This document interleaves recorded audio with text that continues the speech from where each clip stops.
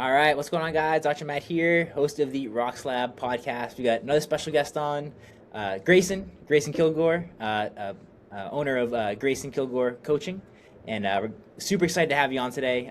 Super pumped to talk about what's coming up with the ROX Lab Summit, the Perform Better Summit. So thanks for being on. Yeah, Matt, man, it's good to see you. Notice I'm wearing this regular shirt. There we I'm wearing a go. ROX shirt right now. I'm prepared. Represent, Yeah, and your baby. your gym looks awesome. I think you got some newer equipment since the last I spoke to you. Some new kettlebells, balls, stuff like that. Man, check it out. This is oh my plates look messy, so I'm gonna cover that back up on my shoulder. But yeah, this is my center fit HYROX equipment that I got through Perform Better. So this is my gym powered by Perform Better, baby. So Love we're in the game in the HYROX world. Love that. And so coming up, we got a few big things coming up. Obviously, we talked off air briefly. Like you're doing HYROX New York City, and I'll be there. I'll see you there. And then Yeah. we have got some really cool summits coming up between with Perform Better, the ROX Lab Summit at Providence, Chicago, Long Beach. Are you going to be at all three of those? Yeah. Oh, yeah. We have Katie and I will be at every summit, talking about high rocks, shaking hands and meeting people. So we're very excited. Yeah. Love it, love it. So just give people, I would say, like just a quick elevator pitch on kind of like who you are, what you do, and then we'll kind of get into some of those talking points. Yeah, absolutely. As Matt said, Greyson Kilgore, owner of Kilgore Coaching.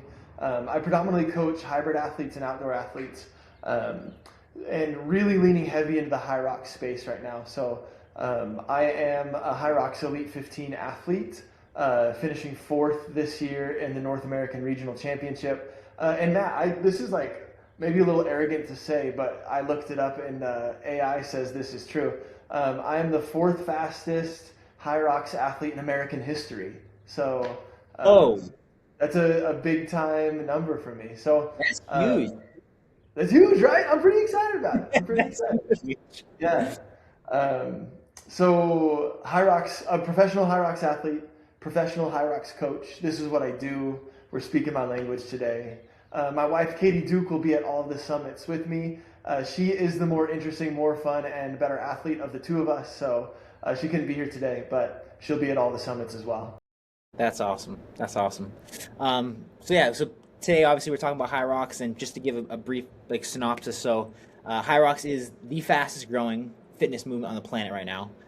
Excitement's higher than ever.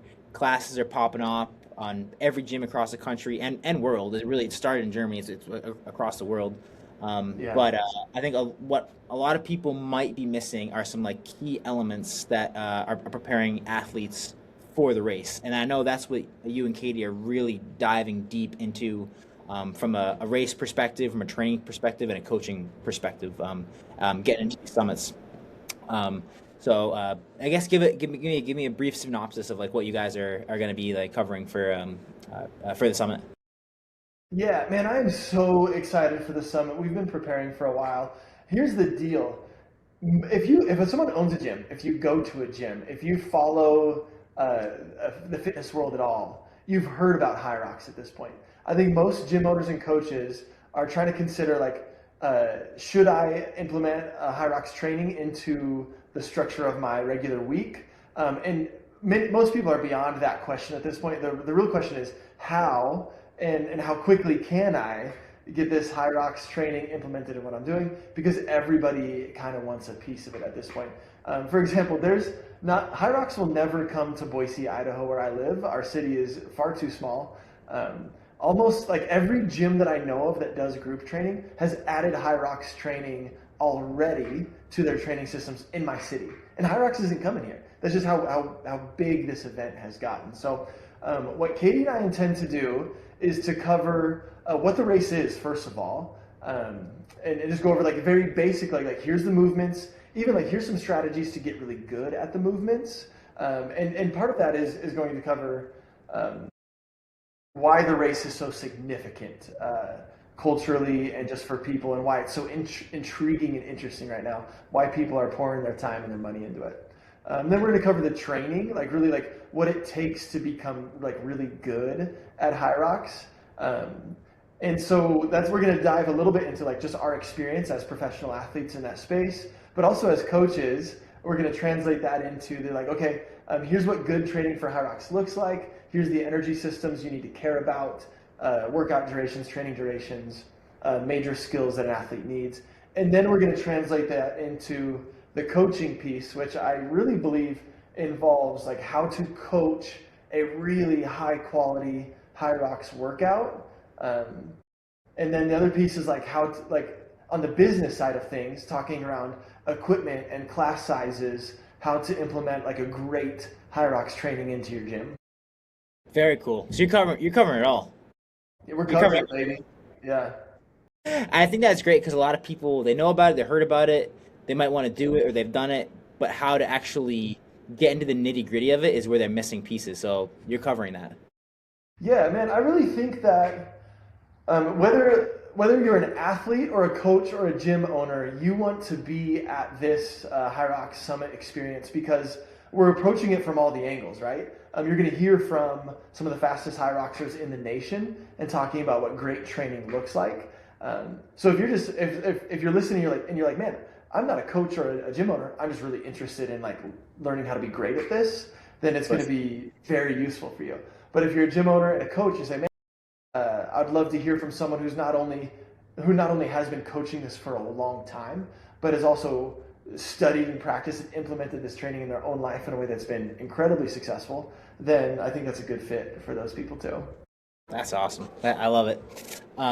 So I have a couple questions that are getting into like more like maybe some specific stuff. So you can kind of give us some like hints of like what we might potentially expect for the summit. But just kind of like a broad strokes question first, actually. From your perspective, what makes a HYROX? Because a lot of people will hear the competition, maybe they don't know enough about it. They might compare it to like either like a a Spartan race or maybe a CrossFit event. Like, but what from your perspective, what makes it different than a lot of other fitness competitions that are out there right now? Yeah, I love that question. It may not seem like it at first glance because the volume at HYROX is incredibly high. But HYROX says that there's a race for everybody, and I actually think that's absolutely true. It is a massive, cool, fun, huge, scary event that pretty much everybody can come and do.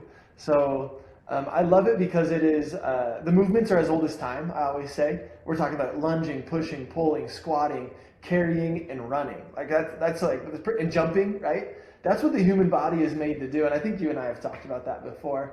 So it's like, it's a test where we get to take all of these movements that are as old as time, demands for the human body, and put them into a test where we get to see where we're at event after event and even year after year. So it's different in the sense that there's a low barrier to entry in terms of skill. It's an event that really questions your work capacity.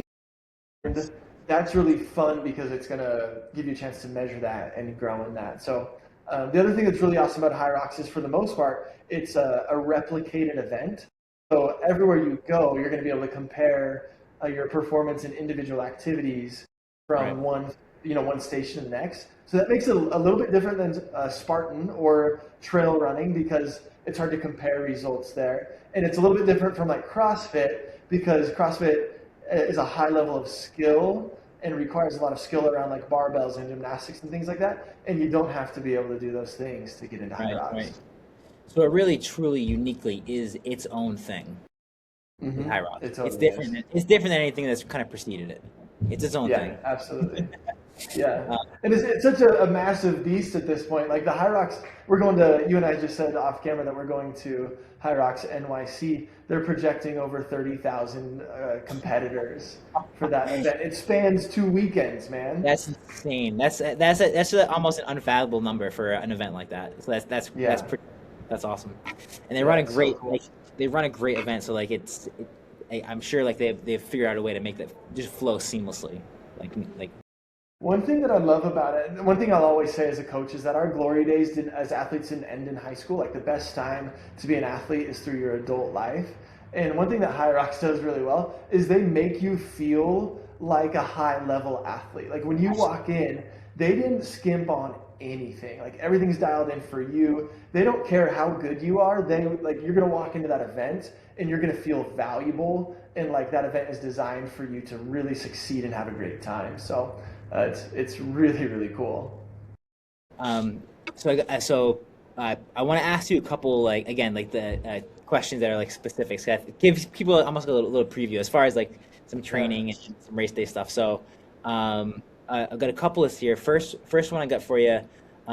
You mentioned energy demands earlier, and like training different energy demands. So what as far as training goes, like what are you trying to focus on, or what maybe few things are you trying to focus on as far as like your energy, like maybe metabolic or demands that you're working on for training? Yeah, great question. This is where most athletes, coaches, and gyms get it wrong. Sure. When you think about, and let me approach this question from a coaching perspective for a second. Most fitness classes that you go to are going to focus on like uppers, lowers, engine, hit, something like that, CrossFit specific movements. And so for that, like 45 minutes to an hour, they're probably going to try to get you into like a zone 5 high intensity type movement. And that's actually not at all the right way to train for HYROX. If you look at it, like the average HYROX finish, I think is between an hour and 35 to an hour and 45 minutes, somewhere in that range. So that means this event is an aerobic based event, right? It is high intensity at moments, but for the most part, it's an aerobic based event. So the unique thing about the training side of things is you have to think like a half marathon runner, but have some power output like a CrossFitter or power lifter at times. So the training is unique in that sense where if you're preparing a class or a workout, a 30-minute workout or a 12-minute EMOM probably isn't going to cut it for the day. It's not going to really prepare you that well for HYROX. You need to be ready to do like we call it like threshold training for up to 60 minutes at a time. So Sure. it's fun because like typical HYROX workouts, a really quality workout is long, Sure.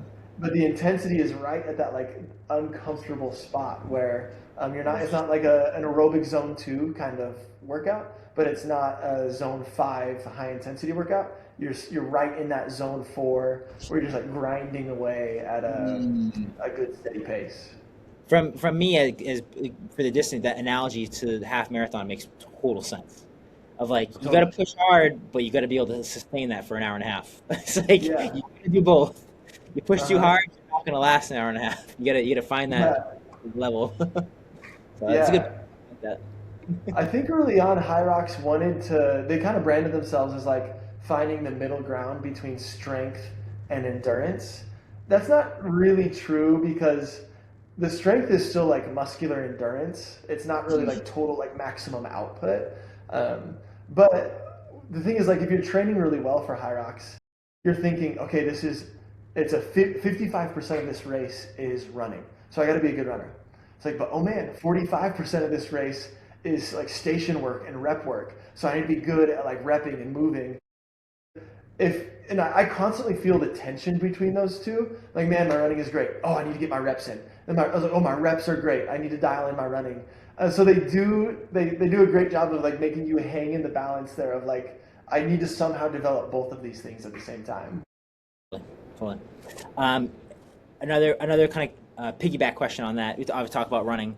How important in training is running? How really important is it, and how should people be building it into their training? And I get everybody's probably different to some degree there. Yeah, that's a fantastic question. As I just mentioned, for most people, the running is like around 55% of the race, so over half of it. Yeah. So if you want to be competitive, you have to be a good runner. So it's wildly important, but it's a unique kind of running. A lot of people have referred to it as compromised running, or mixed modality running is another way to refer it to it. Or like all running gets compromised at some point because you can run compromised for the running you did like earlier in that race. Sure. But this is unique because you're going into these runs super fatigued and potentially like lactate full. coming off a heavy sled push or a sled pull or a billion lunges or something like that. So you not only need to be able to run well, but you need to be able to run well under duress.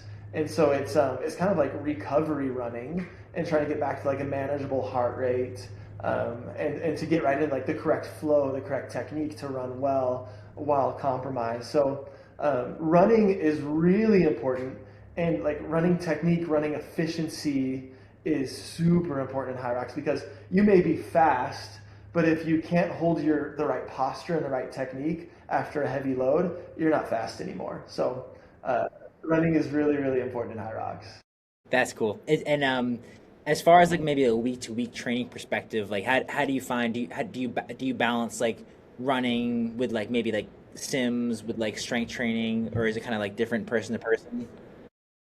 It can be, the cool thing about HYROX is it can be very different person to Sure. person. Sure. With it being an aerobic event, if you have access to a gym with, we call these like the like anchor movements in HYROX training. For me, that's going to be run, number one. Actually, like a fan assault bike or echo bike, number two. And then the ski and the row is three and four as like anchor movements in a great HYROX workout. So if you have access to those, you can really build your aerobic engine quite well, even if you're not a super advanced runner. So really like professional HYROX athletes are probably running somewhere between 30 to 60 miles a week, which is Wow. actually a fairly low number for a professional endurance athlete. That Sure. because you can spend so much time building your aerobic engine on like less damaging movements. Right. So it really is different from person to person, and it depends on like body type, it depends on injury, it depends on like training age and running background. But the cool thing with it being like a mixed modality event is you can become a good runner with some biking, erging, and lifting objects in between. Sure. That's not going to require you to have to be able to run a nonstop 8K at threshold pace. Right. That's interesting. I didn't even expect the mileage to be. I mean, I know you're talking about the high, like the professional, but 50 to Mhm. 60. That's higher than I actually would have even expected per week. Oh, really? Yeah, that's pretty cool because um, no, I just that's awesome. Well, I think like a high level HYROX athlete is going to want to compare themselves to professional runners or triathletes who Sure. are running 100 miles a week, right? Right. Right. So 50 to 60 still seems low to them. I couldn't Sure. even tell you how much I run a week because I don't measure my volume in miles, but Sure. I'm Sure. probably somewhere between 20 and 30 miles a week. Like I'm a low volume runner, so Well, that's yeah. that's the cool part about coaching is like there's just so many different ways you can play with that. And all right, let's try one thing for this phase or that phase and mess around with it. So that's no, that's awesome. And one of the things we're going to cover in the summit is how to, since there's such a wide range of Hmm. running capabilities, from people who are brand new to running to people who have been running for a long time, you're going to have those two types of people in one class. So we're going to cover like how to program in a way and how to like plan your volume in a way that's beneficial for everybody while also keeping the quality high, even for your most elite athletes. Gotcha. That's awesome. Here's a question that's kind of tied to that that I'm just curious about. But I know with Olympic weightlifting or with uh, running in some instances, like the question is how is there a limit to like when you're doing a sim? Because I know a lot of people want to try to do like a full sim or half sim before their race. Is there Yes. a is there a is there an can you over could you sim too much? Could Oh, you great question. people sim too much sometimes, or yeah, that's kind of my question. Yeah, Yeah, I love that question actually. So pretty typically when someone gets into a high rocks or a new event at all, they want the training to look like the event sure. because the event looks cool, like the movements look cool, and you do need to get good at the movements, and you Mhm. need to get good at like the transition running and all of that stuff. So pretty typically when someone's new to an event like this, they just do high rocks every day, like or a version of high rocks every day, right? Without great coaching or great structure, you'll see athletes who are just like, yeah, I'm gonna do the front half or the back half or the whole thing day after day and see if I get better. Typically, people don't get better that way, but they also get injured or beat up really easily. Right, right, totally. So, um, I personally do high rock simulations very rarely. Um, And if I do, it's like a half or like an erg compromised half sim or something like that. And I can explain that later if you want me to. Yeah. So maybe for me 2 or 3 times a year, maybe for my athletes a couple times a year. We say like the race is the test for us. So really great training, especially here's a quick deep dive. I hope I don't lose too many Yeah. people, but like if I'm 8 to 10 weeks out from a race, I'm going to split up the skills as much as I can to have a clean stimulus and a clean adaptation. So a higher level of adaptation in each one of those pillars. So in my run pillar, I'm going to do running that's not compromised, like intervals that just look like track workouts. Build that pillar really tall. Then I'm going to work on my lunges, my wall balls, my rep skills, and build that pillar really tall. And my erg work, and build that pillar really tall. And then when I get to like 3 to 4 weeks out from the actual race, then I'm going to start putting that stuff together to actually create that HYROX type feel, so that I can increase each modality and get a better adaptation to each stimulus weeks out, and then get a little more HYROX ready as it gets closer. So if an athlete's just doing like HYROX simulations day in and day out, they're probably not going to get better long term. There needs to be more strategy than that. Totally. The reason I kind of think of that too is like with the triathlon circuits, like there is like too many. If you have too many races, you're not actually getting a lot of training in. Like you're not getting a good training block in too. So like I kind of asking for the same thing with HYROX, which it makes total sense to me. But no, I was curious. And if I could expand on that, Matt, something I do want to talk about at the summit, there is a temptation when you're a coach or a gym owner and you are offering HYROX workouts. The temptation is to offer these like really fun, elaborate, beautiful workouts that are going to draw attention and get people to sign up immediately. And those workouts may not actually be effective or really that safe to being like HYROX type simulations over and over and over again. What we're seeing a lot in the HYROX space right now is people who are like HYROX class junkies are going to go to like 4 HYROX classes a week that are going to actually be like high intensity interval training workouts. So they're going to be they're using the wrong energy system too many times a week. They're not hitting their like aerobic base work. And so they're not actually training for HYROX at all, even though they may be going to 4 classes a week. So if someone, if a gym owner or a coach wants to get really good at programming for HYROX and helping their athletes see lifelong success in the sport, then we have to be thoughtful about, am I over programming for my participants? Am I coming up with a weekly and monthly schedule that actually is going to help them progress and protect them? Can I put my ego aside and worry a little bit less about the attraction and more about giving my athletes the actual training that makes a difference for them? That's so cool. That's a great point. That was a light bulb moment for me. Okay. All right, so I got a few more minutes here, so I'm going to ask you just once again, give me a summary at the ROX Lab Summit, Perform Better Summit.